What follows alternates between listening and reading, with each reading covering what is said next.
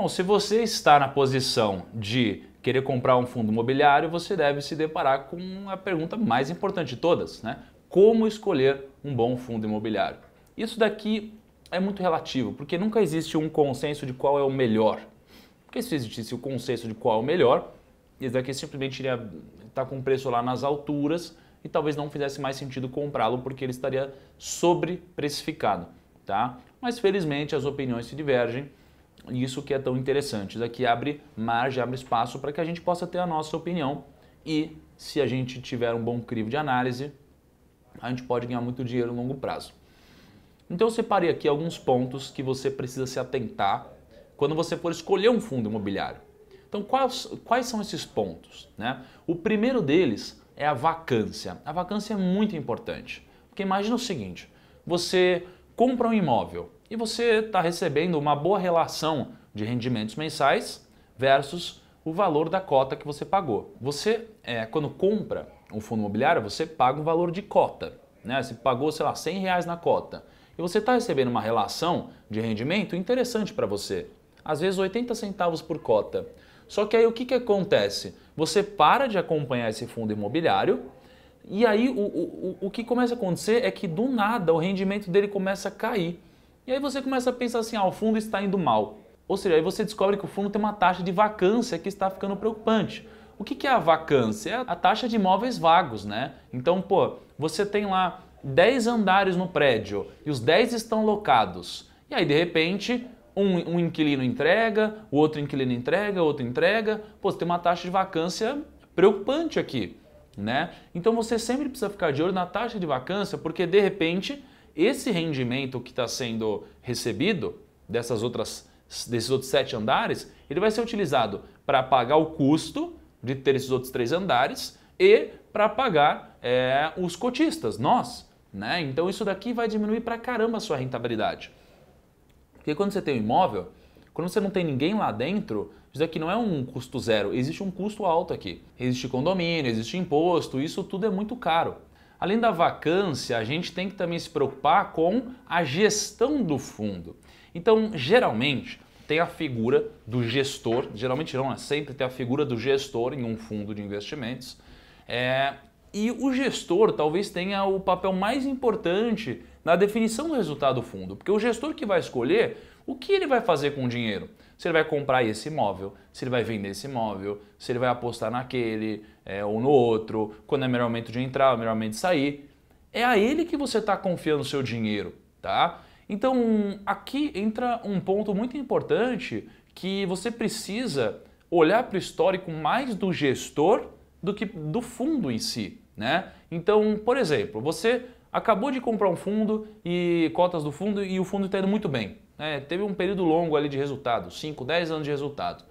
E aí, de repente, o gestor ele sai do fundo. Troca-se o gestor, a empresa contrata um outro gestor e põe no lugar dele. E aí você continua olhando para o histórico do fundo e não para o histórico do gestor. Mas isso daqui não vai te ajudar, porque quem apresentou esse histórico até agora foi quem? O gestor e não o fundo. Tá? Óbvio que tem uma equipe envolvida, tem um monte de coisa, tem os ativos já comprados, mas o gestor é muito importante. Então, às vezes, a gente se equivoca e a gente olha para o histórico do fundo e não o gestor. Quando o gestor sai, a gente mantém o dinheiro lá, né? Só que as pessoas não percebem isso, não olham para isso, né? Só que, às vezes, daqui é o ponto mais importante de todos, tá? Então, o que acontece muito? Quando o gestor é muito bom, você tem que tomar cuidado. Olha que interessante. Olha que interessante. Porque quando o gestor é muito bom, ele começa a ter muito resultado. Quando ele começa a ter muito resultado, muitas vezes as empresas do mercado financeiro começam a querer comprar esse gestor, começam a querer pagar mais por ele. Até o momento que elas conseguem e tiram o gestor de lá. E ele vai para um outro lugar, um outro fundo, uma outra instituição, né? E aí você não está mais acreditando o seu dinheiro nesse gestor, e sim no fundo. E aí, às vezes, você vai atrás desse gestor. Só que o que acontece? Esse gestor agora ganha muito mais dinheiro em manter os ativos das pessoas lá do que, de fato, obter uma performance muito boa. Parece louco isso, mas é que, veja só, antes o gestor ele estava apresentando um resultado muito bom, só que agora ele está mexendo com um caminhão de dinheiro. Então ele ganha muito dinheiro sobre taxa de administração, né? Então o objetivo dele, óbvio que é ganhar dinheiro, mas é muito mais difícil você ganhar dinheiro com um caminhão de grana, né? Então o objetivo dele é tentar fazer com que as pessoas não saiam do fundo, né? E não necessariamente ter a maior apreciação possível. É só você olhar para o Warren Buffett. Antigamente ele batia o mercado sempre, hoje ele fica muito próximo do S&P, porque ele tem muito dinheiro, então as opções dele diminuem. Então a gestão do fundo é muito importante, tá? A experiência do gestor é muito importante. Outro fator que você tem que olhar quando for escolher um fundo, você tem que olhar para o yield dele. O yield é a relação de quanto ele distribui versus o valor da cota. Então, se o fundo ele ficou num preço estável de R$100, por exemplo, né? Você pagou R$100 do fundo e você recebeu ao longo do ano R$10, então você recebeu um yield de 10%. Tá? Então, quanto maior o yield, melhor para você. Só que o que muitas pessoas esquecem de verificar é da onde vem esse yield. Por quê? Porque eu já cometi um risco de achar que eu estava ganhando um yield vindo do rendimento do aluguel desses imóveis. Mas eu descobri que eu investi em um fundo mais agressivo do que de fato ele era, e ele ganhava muito dinheiro apreciando as cotas, ou seja, então ele comprava o imóvel, vendia por um valor mais caro e tinha um lucro. Aí ele distribuía parte disso, né? E fora isso também recebia rendimentos, enfim. E isso daqui me dava a sensação de que eu estava investindo em um fundo extremamente conservador, mas de fato não era exatamente assim, tá? Uma outra coisa também que pode enganar o investidor, e também me enganou durante um bom tempo, muitos fundos, quando eles são lançados no mercado, eles prometem uma rentabilidade garantida, né? Então, o fundo ele entra no mercado, ele vai ter um período, né, até alugar todos os andares, todos os imóveis que ele tem, etc. Então, por isso, ele garante durante, sei lá, 1 ano, 2 anos, 3 anos, enfim, uma rentabilidade mensal. Eu vou garantir aqui 0,85 centavos por cota durante os X primeiros anos.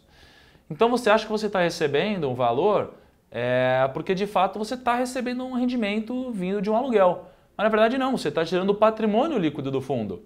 Então ele está tirando do dinheiro do caixa dele. Só que se você tira dinheiro do caixa dele, seu fundo vale menos. Então é como se você estivesse cortando da carne, sabe? Então isso aconteceu recentemente com o FIGS 11. Né? Foi um fundo que estava tirando e de repente acabou o período de rentabilidade garantida e aí o fundo depois caiu pra caramba. Né? Então os investidores, uau, como assim? E não estavam esperando isso. Pô, por quê? Porque não lia prospecto, não lia nada.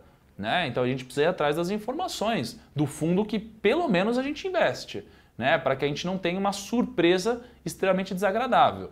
Tá? Então, qual que é o legal? Vai fazendo um checklist para depois você comparar entre os fundos que tem disponíveis para que você tome a sua decisão.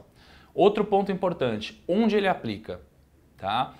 Esse fundo imobiliário, ele aplica de fato em imóveis ou ele aplica em papéis, né, em ativos, tipo um CRI? Porque o que mais acontece são pessoas investindo em um fundo imobiliário achando que estão comprando imóveis, mas de fato elas estão comprando ativos imobiliários. Né? Então, enfim, aonde que o seu fundo investe? Você precisa entender se é um fundo de tijolo, é um fundo de ativos, é um fundo híbrido, qual é o tipo de fundo que você aplica? E aí depois você precisa ir mais a fundo. Dentro desses ativos que o fundo compra, qual é o rating desses ativos? Porque veja, se você tem um fundo imobiliário que investe em algumas torres aqui, e o rating dessas torres é AAA, é AAA, e esse outro investe em outros imóveis, e esses imóveis têm o rating BBB, e você está recebendo a mesma coisa, pô, então peraí, então é mais vantajoso investir nesse porque ele é mais seguro. Você entendeu? Então qual é o rating desses imóveis? Isso aqui você vai achar nas informações oficiais, lá direto no site do gestor ou no site da B3, tá? Você vai achar tudo isso daí lá. Depois, qual é o valor patrimonial desse fundo imobiliário? Isso é muito importante e aqui a gente acha muita oportunidade. Então imagina que, poxa, vamos pensar na prática, tá? Você olhou para o imóvel, os corretores foram avaliar esse imóvel, ele está avaliado em R$2 milhões. Só que você fez uma oferta de R$500 mil e o proprietário aceitou essa oferta.